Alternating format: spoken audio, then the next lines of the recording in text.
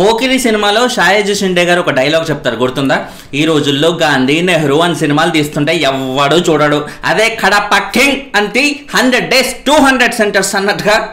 Yes, ఇప్పుడు Kadapa king లాంటి సినిమాలు తీస్తేనే బీభత్సంగా ఓహో బ్లాక్ బస్టర్ రికార్డులు, ఇండస్ట్రీ రికార్డులు అవుతా ఉంటాయి. ఓకే, అది నిజమే. ఇప్పుడు మనం చూసుకుంటే పుష్ప సినిమా స్మగ్లర్ కథ తీస్తే ఇండస్ట్రీ రికార్డ్ చేశారు జనాలు. అదే ఒక ఐఏఎస్ క్యారెక్టర్ చేసిన రామ్ చరణ్ ని గేమ్ చేంజర్ సినిమాలో అయితే ఫ్లాప్ చేశారు అన్నట్టుగా చాలా మంది కమెంట్స్ అది ఇది చేశారు. ఇక్కడే ఇప్పుడు పోకిరి సినిమా డైలాగ్ కి ఇక్కడ జరిగిన సిచ్యువేషన్ కంటే గేమ్ చేంజర్ అండ్ పుష్ప మధ్య జరిగిన సిచ్యువేషన్ కూడా అలా సింక్ అయింది.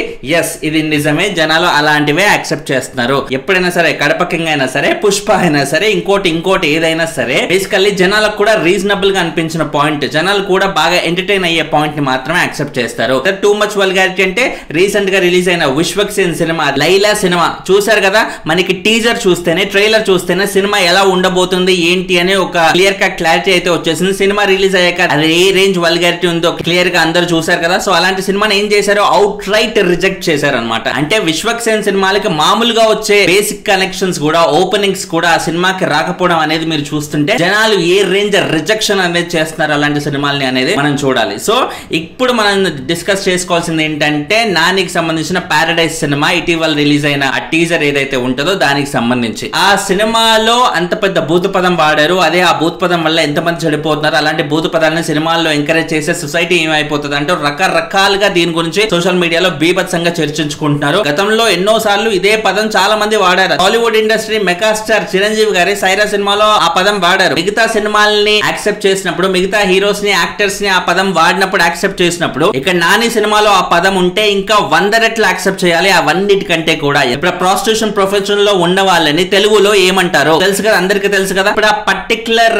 మనుషుల్ని వాళ్ళకి కొడుకులుగా ఉన్న వాళ్ళ గురించి జరిగే స్టోరీ అన్నమాట. వాళ్ళకి కొడుకు అంటే తెలుగులో ఏమంటారు, అదే ఆ పదమే. ఎగ్జాక్ట్లీ మనం టీజర్ లో చూసిన అదే పదం రియల్ లైఫ్ లో కూడా వాడుతూ ఉంటారన్నమాట. సో ఇప్పుడు అది కంప్లీట్ గా ఒక బూత్ పదం కాబట్టి దాని గురించి సోషల్ మీడియాలో బాగా రచ్చ అయిపోతుంది. అండ్ ఈ పారడైజ్ సినిమాకి సంబంధించి ఆల్రెడీ మనకి టీజర్ లో చెప్పారు కదా, కాకులు అనే వాటిని ఎవరు పట్టించుకోవట్లేదు, మిగతా వాటిని అయితే బాగా పట్టించుకుంటున్నారు. సో బేసిక్ గా ఒక పర్టికులర్ కమ్యూనిటీ ఏదైతే అణిచివేయబడుతుందో, అణిచివేయబడుతున్న కమ్యూనిటీలోంచి ఒక పర్టికులర్ ఉమెన్ నుంచి, ఆ ఉమెన్ మేబీ ప్రాస్టిట్యూట్ అయి ఉండొచ్చేమో. మనకి ఆబ్వియస్లీ స్టోరీకి సంబంధించిన కీ పాయింట్స్ అనేవి కంప్లీట్ గా టీజర్ లో బయటికి చెప్పారు కాబట్టి మేబీ మనకి ప్రస్తుతానికి as per the given inputs మనం చూసుకుంటే మేబీ ఒక ప్రాస్టిట్యూట్ కి సంబంధించిన కొడుకు ఆ కంప్లీట్ ప్రాస్టిట్యూషన్ లో ఉన్న ఒక లేడీస్ కి గానీ, ఆ పర్టికులర్ కమ్యూనిటీకి గానీ ఒక లీడర్ గా ఎదిగి మీకోసం నేను ఉన్నాను, మీకోసం నేను పోరాడతాను, మిమ్మల్ని అందరూ తొక్కేస్తున్నారు కదా, అణచివేయబడుతున్నారు కదా, సో మీ అందరి ముందు నేను నడుస్తాను, మీ అందరిని నేను నడిపిస్తాను అన్నట్టు ఒక లీడర్ పుట్టుకొస్తే, ఆ పుట్టుకొచ్చినప్పుడు తన రూలింగ్ ఎలా ఉంది, తను ఎలా ఫైట్ చేయగలిగాడు,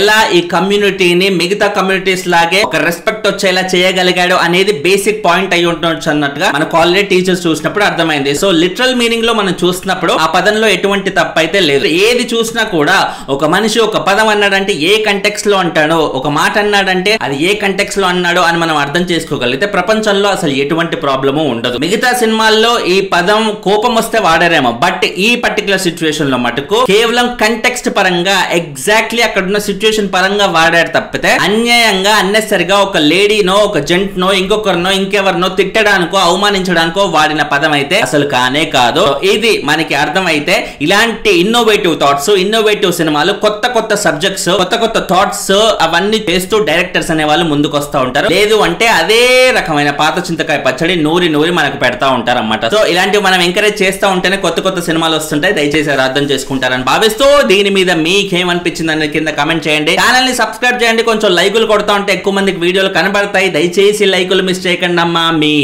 రింగుల్లో జుట్టు